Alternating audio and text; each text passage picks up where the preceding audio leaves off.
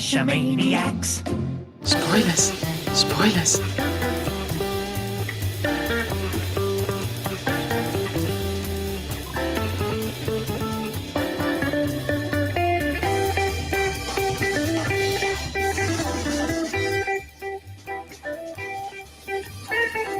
Geo Gearheads. Hey, welcome to Geo Gearheads. This is a weekly podcast / video cast, vidcast. What do they call them now? I think they're still calling them vlogs, which is not really accurate. Well, it's weekly, this show, whatever it is, about geocaching and geolocation games. I'm Chris of the Northwest, along with our very well-known and knowledgeable host, Darryl W4. Wow. Right now, that's probably not a good thing to be, especially with tonight's topic. Well, at least the well-known part. Well-known. Okay, knowledgeable is never a bad thing. No, knowledgeable is good, unless you're running for public office. And then, not so good. No.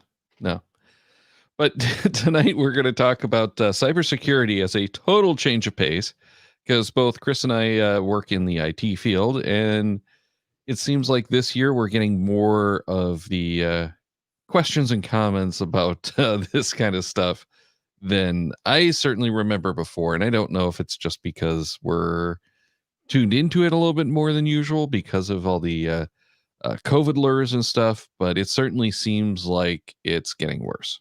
Oh, Darryl, I can throw some numbers at you. Oh, let's do it. You know, just from, and this is going back a bit, but from March to June 2020, there was a 600% increase in spam that was being sent out. Yeah. Now, what they were saying in some of the webinars that I was sitting in was the COVID lures, which were the big thing, on the BECs, the business email compromise attacks, had fallen off dramatically, and they saw ransomware increasing and more personal attacks. So I think that's kind of what happened, is we're not really seeing more of it. It's just they figured out that if you go after the businesses, the filters tend to catch it. If you go after people, they're not quite so resourceful. Yeah. And working from home, as so many people are, there's much more distractions. You may have a child that, is asking for lunch. You may have a dog that needs to go for a walk during the day that you didn't have before. And, you get an email and it says, hey, I need, a wire of this amount of money and I need it sent quickly. Normally you might just turn around and go, hey, did you send this email? But you can't do that when you're not in the office. And some of these things are going through. Well, and even more than that, you're not connected to the family members as much. Mm-hmm. You're not connected to your coworkers, as not just that you're not in the office, but you're not spending the time chit-chatting over grabbing that cup of coffee.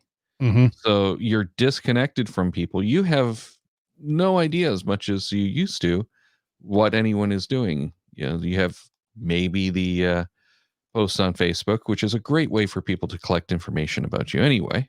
Yeah. We'll get into that a little later. But yeah, it's that much easier for these criminals to do their job. And they do it well.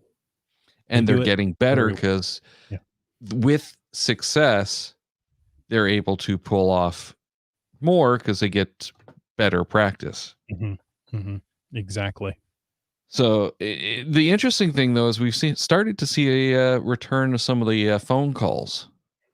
Yeah, isn't that interesting? I have gotten phone calls. I get phone calls from the IRS. I'm putting that in air quotes, IRS. Sure. It stopped, but I was getting them almost once a week. There were also calls about your stimulus checks. If you didn't receive that, call this number and we'll help you out. Credit card scams. Hey, your credit card is over its limit, or we see an unusual charge. Help me and give me this information and we'll make sure it's all cleared. Mm-hmm. I can tell you an interesting story about a man in the middle credit card attack. Oh, interesting. And well, before we go to that, define man in the middle for people who don't know. So now, man in the middle has evolved over the years, but this one is a literal man in the middle. Okay. You get a phone call, supposedly from your bank, saying there's some unusual credit card activity. We're going to send you an email with a code in that, and I need you to tell me that code so we can verify it's you. Now, the man in the middle actually was calling the bank on behalf of the person being targeted. And they sent an email, the bank actually sent an email to the target. And once the target read that number back, then on the other end, the scammer now had access to his bank account. Yeah, and they're doing that electronically as well. They can do it electronically, but this was on a phone, and so you got two scammers in an office, one calling the target, one calling the bank, and they're the man in the middle with the information passing back and forth. Yeah, and this is absolutely amazing. You think about the time put into it, and the poor guy lost everything. Yeah, and this is a business in a lot of countries. Mm-hmm. So this is, yeah. Yes, why we consider it wrong. Many cultures say if you get fooled, that's on you. You're not smart enough to understand it, and it's not negative towards the scammers. It's negative towards the target, and that doesn't work in the American culture, in the U.S. culture, but it works in many cultures around the world. Yeah, so this is just one type of business that people sign up for. Like you'd go work at a call center, and this is what you're doing all day long. Mm-hmm. Really kind of depressing, but isn't it though? Yeah, it's those Nigerian scams. Yeah. That is one of those big countries where they're pulling these kind of things because there's no enforcement. So you get to pull those kind of things off and get away with it. Yes. Russia does the same thing. They kind of look the other way. There they actually have laws against it, but as long as you're not inflicting pain on Russian citizens, they just kind of look the other way. And that's the same in the U.S., Darryl. If you get, scammed by somebody outside the U.S., there's very little they can do. Absolutely. Yeah, unless it gets to such a point that it's big numbers, there's nothing that anyone's going to do about an international operation. And even then, that's questionable. Well, there's been a few, but usually it involves getting someone like the RAA involved or the MPA, Motion Picture Association. Is that the right name? Right, yes. Org? MPAA? Yeah. Anyway. Yeah, I can't remember. Motion Picture Artists Association? Yeah, I don't remember how that works. But the people who make money off of movies. Right, exactly. They're unions, essentially. Yeah. But yeah, until you get someone like that and they go after copyright law, it's usually not something they're going to pursue. Mm-hmm. So it's really up to us as individuals to protect ourselves and hopefully kind of spread the word. That's right. So yeah, when you see these kind of emails, let everybody else in your company know, hey, I got this.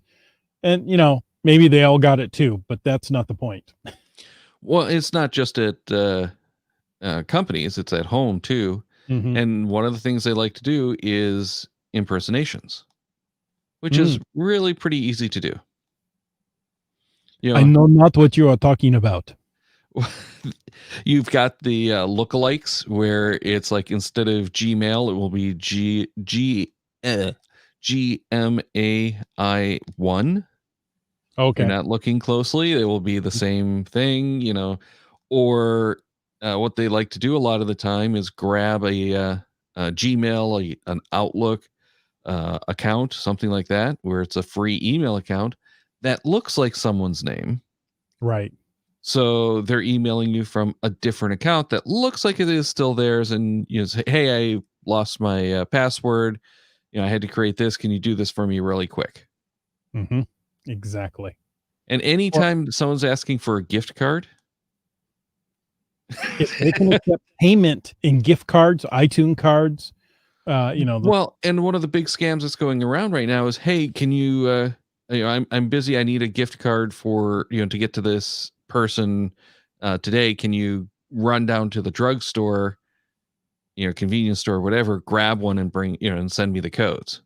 Well, and right now is a great time, right? You get an email from your boss saying, "Hey, I want to give out some iTunes gift cards. I'm stuck in a meeting. Would you go run and get them and email me the numbers?" Mm-hmm. Right? I want to give those out to as gifts. Well, you can say, "Hey, I'm sitting at home. Yeah, I can go do that." And there's all kinds of ways they're using those. One of the big things that someone was talking about is there was this whole scheme of really bad but expensive apps. So what they were doing was taking those gift cards, purchasing the apps in the app store. So they got 70%. 30% went to Google or Apple. Doesn't really matter. And actually, these were always Google and the cases that they were talking about. But, they were like just really, really bad apps. But this is how they they laundered their money. Mm-hmm. So by the time you've cashed in that gift card, you can't cancel it out. Right. You can't take it back. I made a mistake. I want a do-over. Mm-hmm. Nope. So once it's there, it's spent, it's done. That's then money in their actual bank account. Mm-hmm. So yeah, they're only getting 70% of it. But hey, it's 70% and it's clean. Exactly.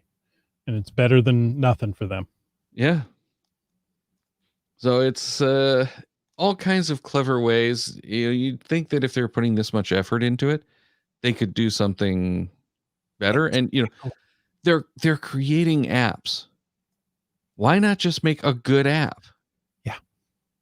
And the problem is, it was like 1 or 2% of the apps actually make more than $100,000 a year in the Apple App Store. Wow. That's not a whole lot of money. No, it isn't.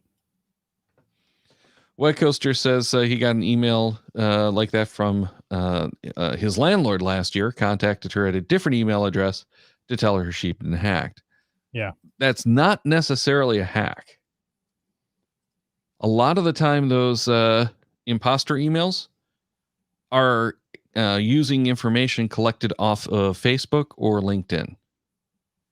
We literally get hundreds of these a day that get caught by our systems at work, but they're going through harvesting the information off of Facebook and LinkedIn, which goes to personal email addresses. So, the executives are emailing people supposedly with these lookalike Gmail domains. Sometimes it's not even, or email domains, not Gmail specifically. Sometimes it's not even a lookalike. They just go so far as to change the reply to. Mm-hmm. So it goes to them, or it's a completely different address that makes no sense if anyone looks at the address, but it's the name of someone else. Right. And well, talking about the comment there from Wet Coaster, he did the exact right thing. If you get an email and you think something's not right, contact them in another way, right? Yeah, don't reply to the email. And text, never contact them off of a method in that email, because most of these emails now are coming in saying, "Hey, I need some help. Can you contact me on my cell phone? Send me a text. I'm in meetings, or so I can't talk. Just send me a text." Or never go to a website off of an email. Oh yeah, never go to the websites off emails. No. If you get a notice from your bank that your credit card is, over its limit, go log in at your bank separately. Don't click the link. Yeah, it's kind of tough because you'll get those emails that you're used to getting from the bank for whatever reason. Those are so incredibly easy to spoof. Yeah. So never, never, never, never follow a link from one of those. I'm sorry, how often, Darryl? That was what, 7 nevers? Yeah. Okay. Add one more. And here's where it gets really annoying is a lot of the times if you're actually doing like a password reset or changing some critical information, they'll email you and you have to click that link. So it always scares me, even though I know that that's coming. It always scares me to click on that. Mm-hmm. Mm-hmm. One of the guys that I know, talking kind of back to Wet Coaster's issues, it had his, I want to say it was his Yahoo account hacked. They went and grabbed his entire address book, wiped out his address book after they downloaded it, removed all of the mail, and went and changed the security questions, passwords, and everything. Wow. Opened up another account over at Outlook with his name and started emailing everyone. And people actually did go out and buy gift cards and send it to this other number. And again, they had enough information about him from social media Mm-hmm. that they knew he was undergoing chemotherapy. Okay.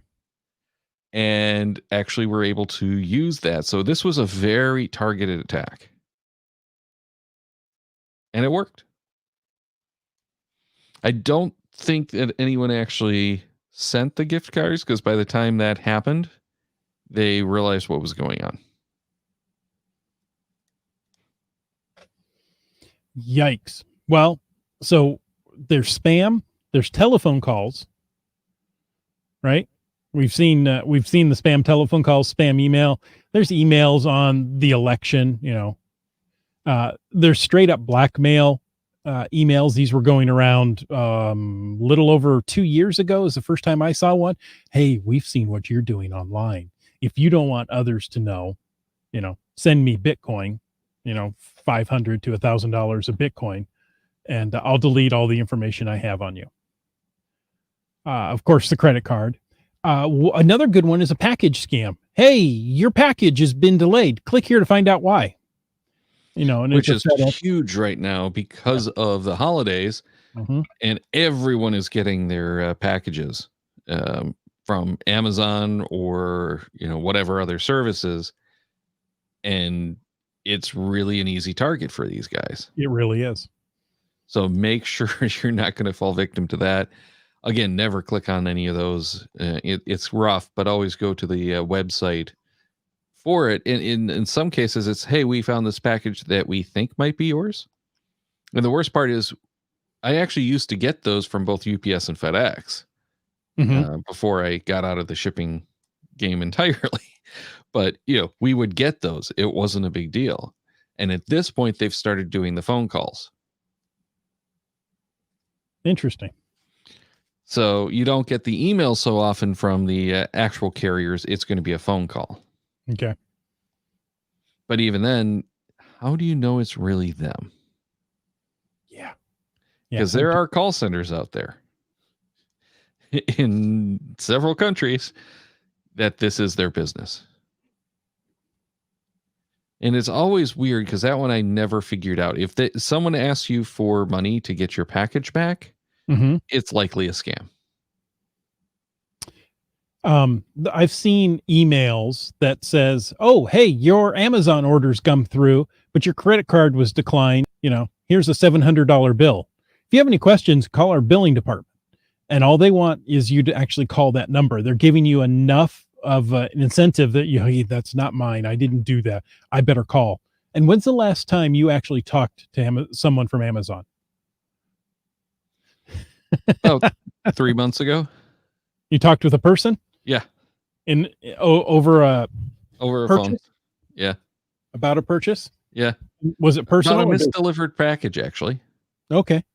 We were getting we still do it from time to time when they change drivers. Our address is on the road over there and on ours, but they never think to look on that road. So they always come to us because it's like, oh, it's close enough. And the worst part is the road that it's actually on, you have to like turn off the road into a parking lot to get to the address. So Amazon's mapping service puts it in the backyard of our neighbors. So it looks like it should be here. So that's why we get packages every so often. And we usually call them and tell them, hey, this isn't us. And they say, oh, sorry about that. Yeah, just throw it away. It's going to cost us more to come and pick it up than it's worth. So you can just, keep it or throw it away. It's up to you. But again, there's no way they're going to charge you for any of that kind of stuff. No, but getting anybody from any of the big companies on the phone, that's really good if you've been able to do it. It's not that hard. You just have to find the right buttons in the app to push, basically. Okay. The interesting thing was, remember they had a service for a while that you would put in, you'd go to the web, put in your phone number, tell them which, service you were looking for, and it would call you, put you in their callback queue, essentially. Right. And those all seem to have vanished now. Oh, really? Yeah.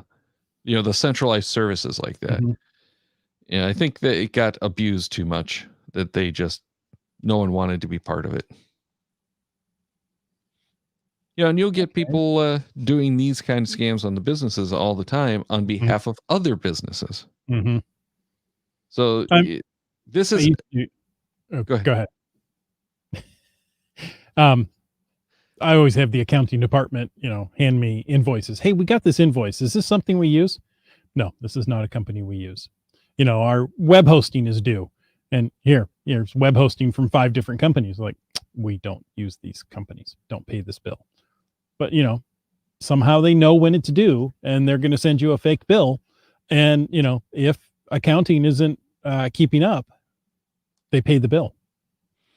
Well, and one of the things that they've been doing frequently lately is paying attention to who's using which vendors.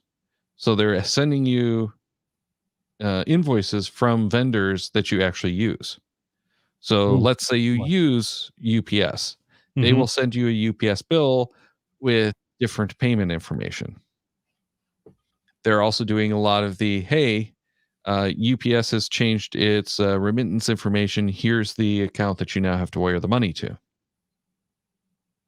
We never wired money before. Well, it's UPS. We understand it's UPS. Okay, we'll do it. Well, and for a lot of companies, that is how they're doing the payments. It's a wire or ACH, something like that. ACH is automatic clearinghouse. Right. ACH all the time. I haven't seen too many wires. No, wires are typically only for some of the bigger transactions and internationals. But I believe there is a limit on how much you can run through ACH, where that's not the case with wire. But I don't remember all of that stuff. It's been at least 10 years since I looked at that. And in that time, stuff has probably changed. Oh, I'm sure it has. It changes overnight. Yeah. So in any case, keep an eye out for that kind of stuff. Hey, you have to send your payment to this new address. That kind of stuff happens all the time. In that case, go to the website of the company, find their customer service number, give them a call. Say, hey, did you change your billing address? No. Oh, well, you've got a scam out there that says you do. We had an interesting one that actually showed up at the house. It was one of those like secret shopper kind of things. Came in a priority envelope with a name that seemed like it would be legit. Doing, had the logo on it for Whole Foods. Here's your check for, X thousands of dollars. Congratulations on being selected. Blah, blah, blah. Here's what you're going to do. Take this check, deposit it go to the store and spend $300 or whatever it was on merchandise, and then the rest of this is your payment for that service. Never figured out exactly how that works. I figure it's basically waiting for the check to bounce, and then they're sending, you're sending them the merchandise, and they're getting $300, and you're getting stuck with a bounce check and paying for that $300. And it always seems to be $300. Really? Yeah. Almost every time you get the credit card scams, it's like, hey, I need $50 or I need a $300 gift card. Interesting. Which in most cases you can't get. Most of the time, gift cards are limited to $100. Which is another red flag that should give you pause. But that's why in some cases they're asking for like $6 $50 gift cards. Is there a prosecution limit at 300 or something? That's what someone was telling me. At $300 in some states, it's not even a misdemeanor. And I think they meant states as in countries. But at $300, it's not worth most police departments pursuing. Interesting. So they're not even going to look into it. That's the explanation I got. So that's why there's this magic $300 limit. So they're always asking for $300. My neighbor had a pop-up on her computer and call Microsoft. So she did. After an hour on the phone, it was, okay, we can fix this, but it's going to cost $300.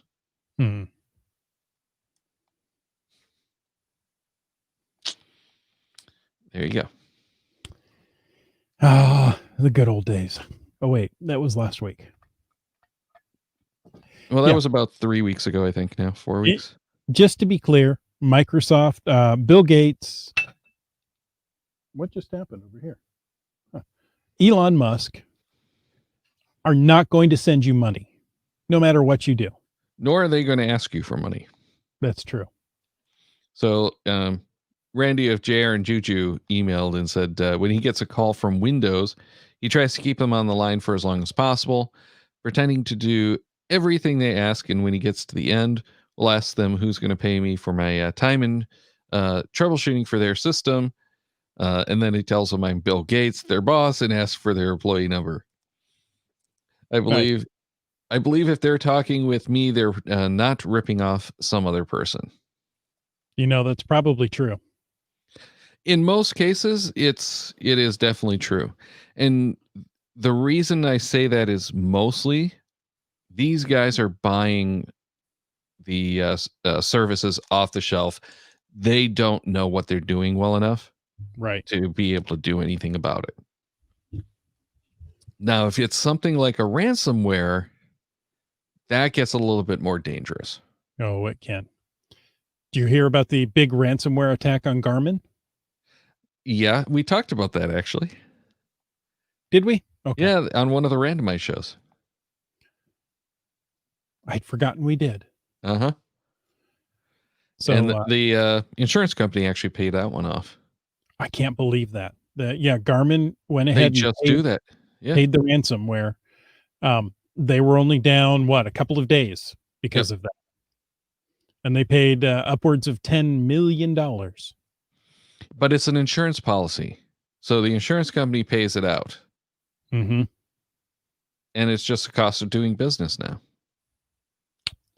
It's sad because that's why we're seeing so many more ransomware attacks. And you heard about the one in Germany where they're trying to actually find the attackers because a woman died because they had to transfer to a different hospital after the hospital got hit with an attack that was meant for the nearby university.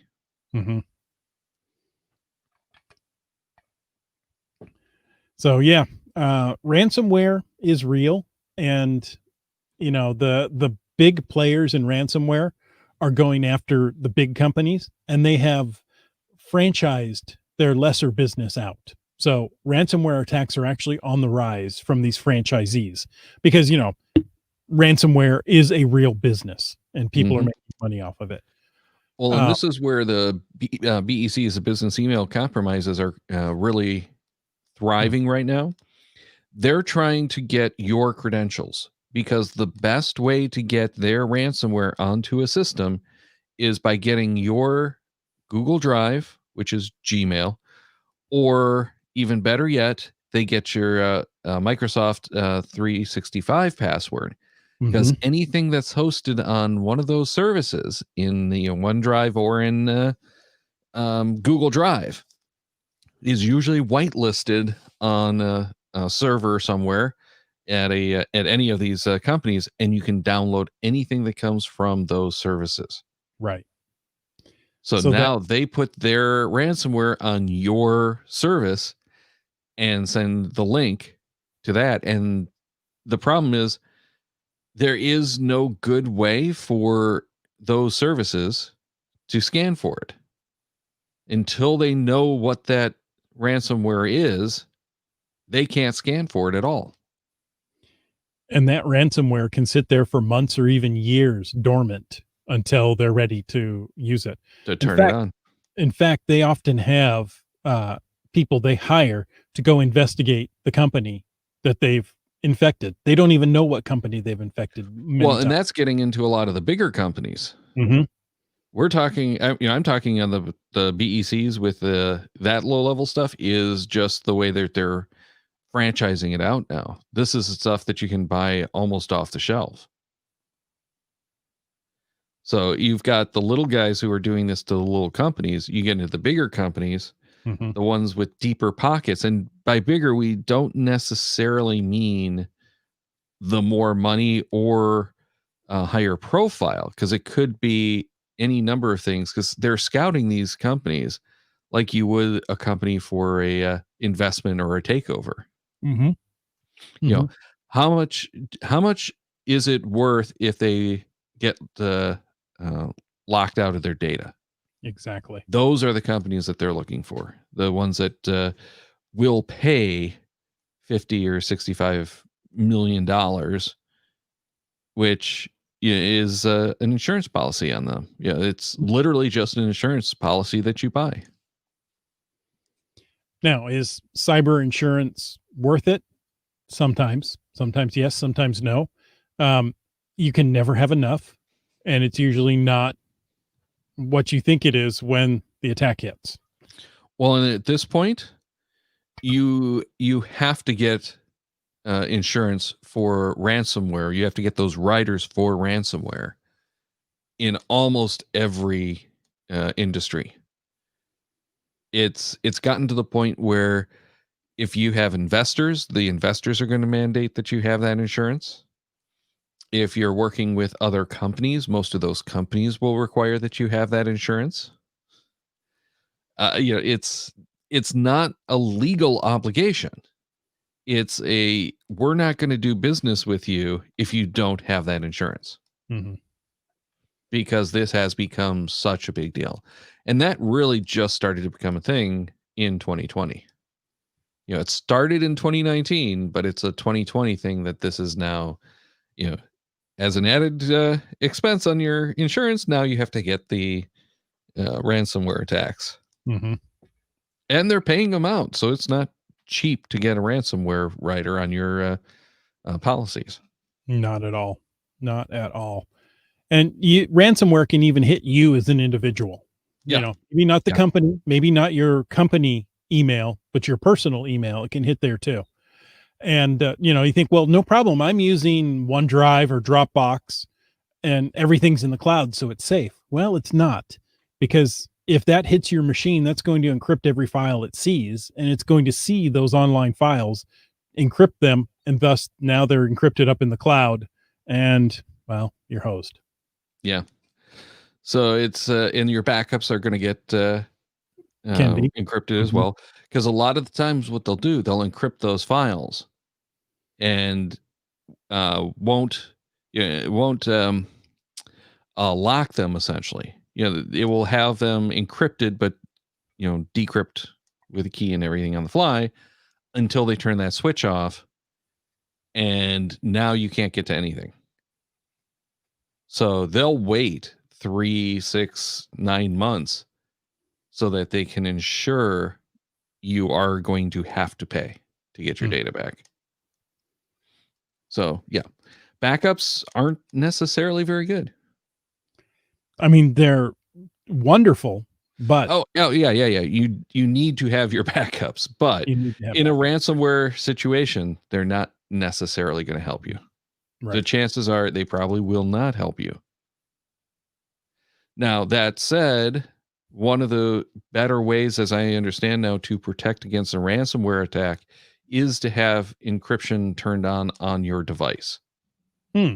Because a lot of what they're doing with, especially on Windows now, is they are turning on the encryption on Windows and just toggling those keys on and off.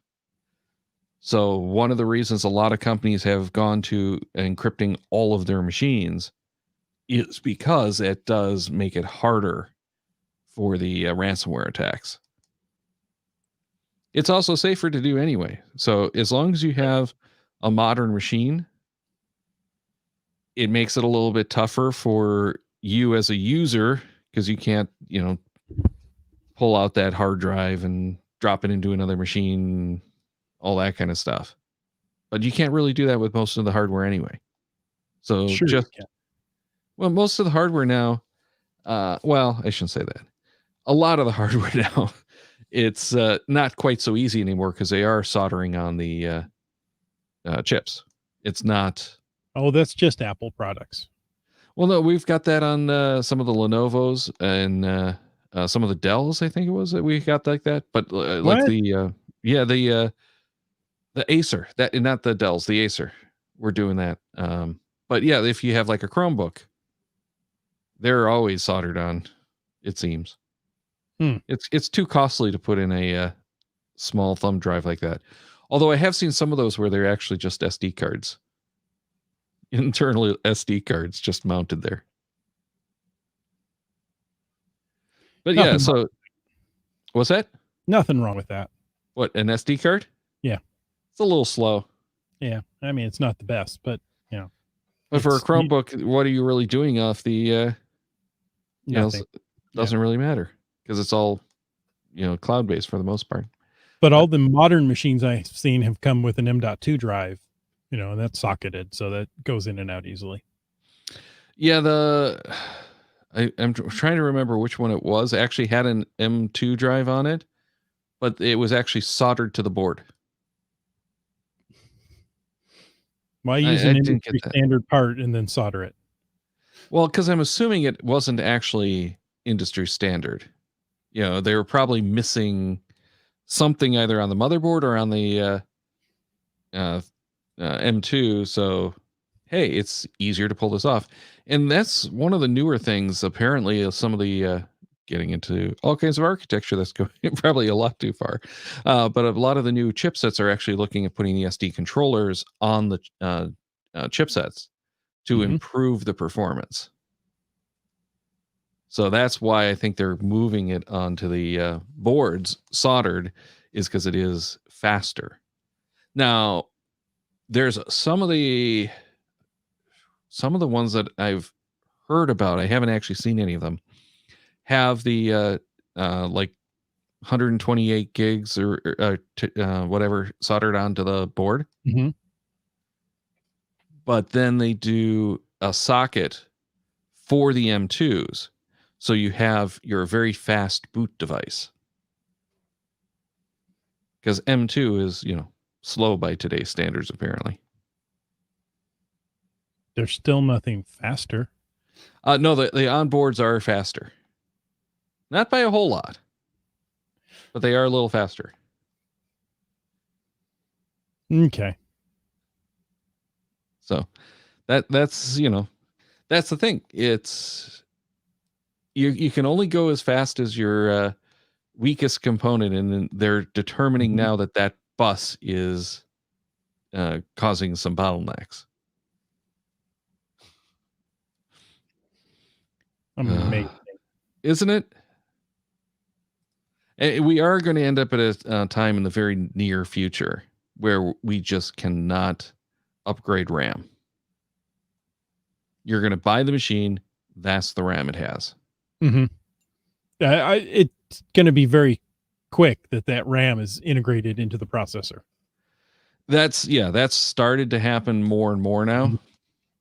And I don't like it. I get it. I don't like it. I also don't like having, the soldered on chips for storage.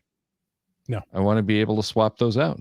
And, we had a machine the other day at work where someone sat on it. Can't I just pull out that drive and put it into another machine and they're up and running? No, not anymore.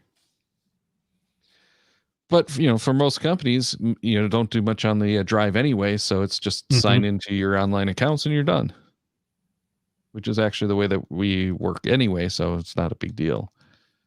But, us old fogies.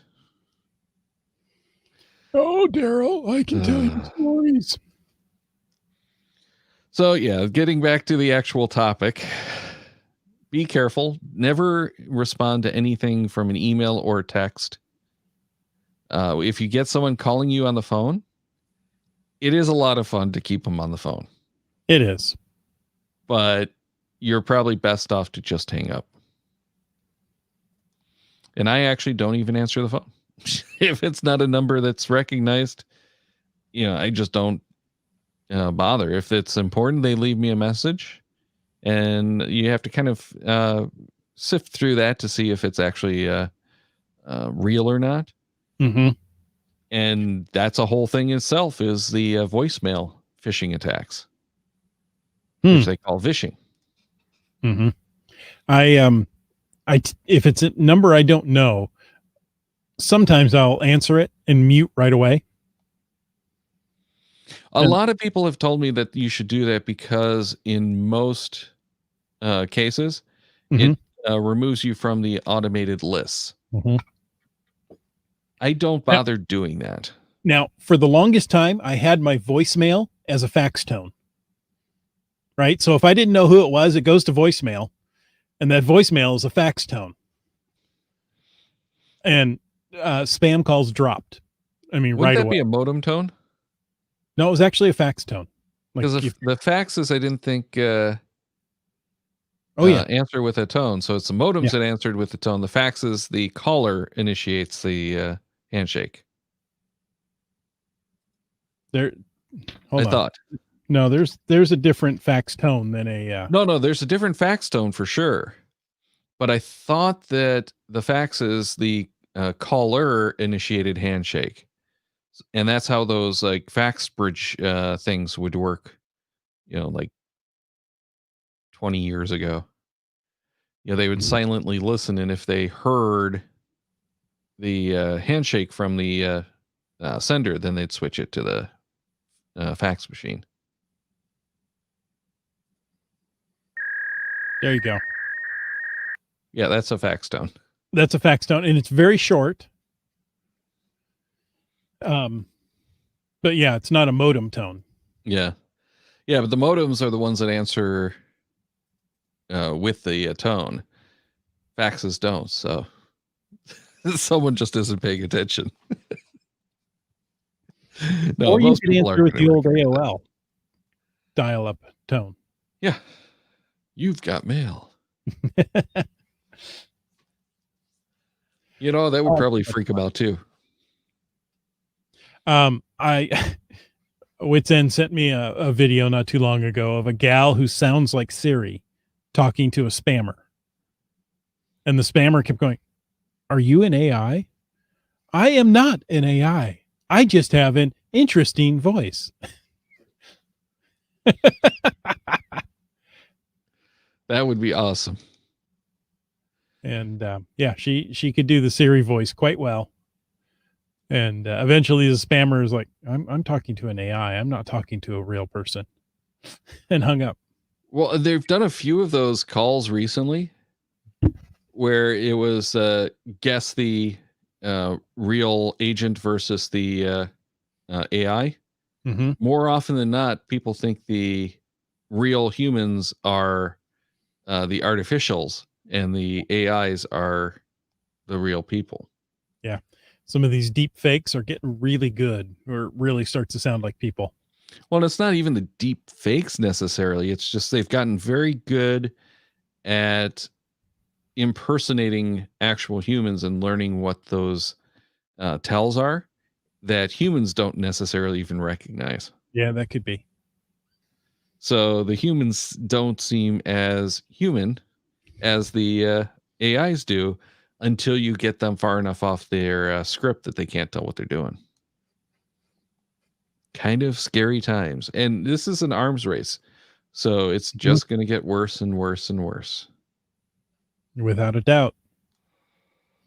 Over time, it can get worse. Here, Darryl. This is Yeah. just for old time's sake.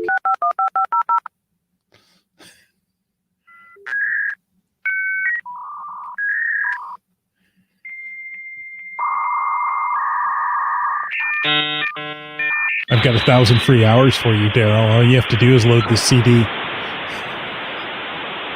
You know, there was a time when I could actually identify the baud rate. Yes. Yeah, like,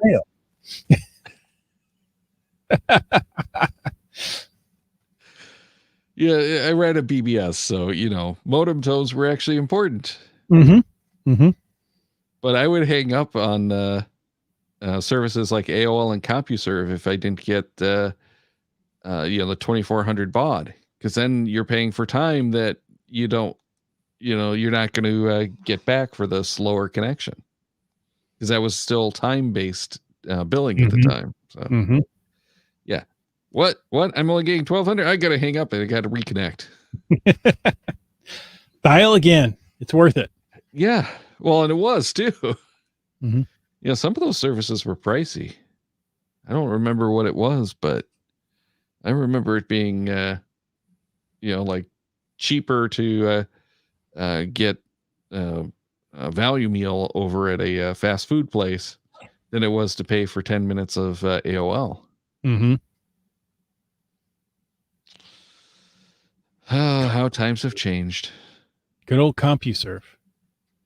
Yeah, I never really spent much time on CompuServe, though.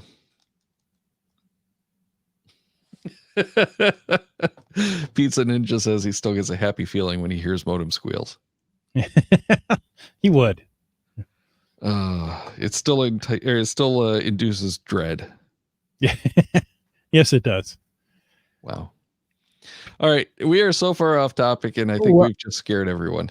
Yeah, and we could go for hours on this. So we're trying to limit ourselves. Yeah, so in general, just, be careful. Yeah. We can't tell you to avoid this or that because they change on a regular basis. Yeah, it's a moving target. Mm-hmm. It's an arms race. So it really is up to you to pay attention. And if something isn't seeming right, feel right, it isn't right. It probably isn't right. And they always are trying to get you with that urgency. Mm-hmm. Anything that's urgent, make sure to take a couple steps back and make sure, urgency is one of the best ways to get you to do what they want. You'll always notice that the sale ends tomorrow. Most sales start tomorrow, don't they? Black Friday. Well, for us, yes, most sales start tomorrow, but actually a lot of those have started online today.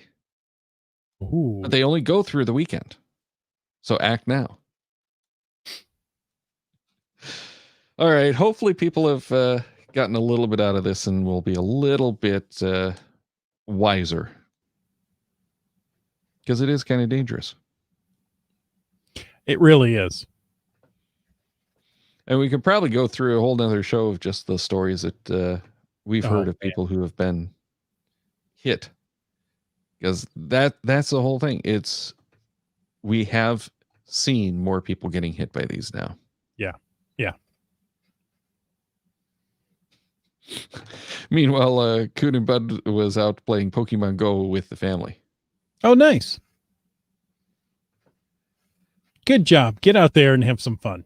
Yeah. Yeah, it's a great way to get out and get some air. And you don't have to go very far. All right. Well, thanks again, Chris. That's a lot of fun. If people didn't get a whole lot out of it, at least I think it was an entertaining show. I liked it. Especially if you're especially if you're into horror stories. Oh, and some of them are bad. Yeah. There are some terrible stories, and it's not all cybersecurity. Right. That's the thing to remember. They still go after you for the old, social security scams and that kind of stuff. Mm-hmm. Mm-hmm. But next week, we're going to have one of your favorite shows, which is a randomized show. Yes. So make sure to send in your, not your, because you've already got the doc. You can add all the articles that you want. Okay. But for those of you listening or watching, make sure to send in your comments, questions, your articles, anything that you want that you think we should talk about for the next show to geogearheads@cachemaniacs.com. Again, that's geogearheads@cachemaniacs.com. But try to get those in by December 2nd so that we can have time to actually get them prepped and put into the show notes. Meanwhile, check the Cachemaniacs website at cachemaniacs.com for more on the Geo Gearheads, including show notes for this and of all of our episodes. We love hearing from our listeners, so leave us feedback by emailing geogearheads@cachemaniacs.com or through social media. Your support helps keep the Cachemaniacs shows coming. Please consider becoming a patron through the link on the website to support the Cachemaniacs shows. Geo Gearheads is produced by Chris Safnauer and Darryl Wanberg. This show is copyright 2020 by Darryl Wanberg. All rights reserved.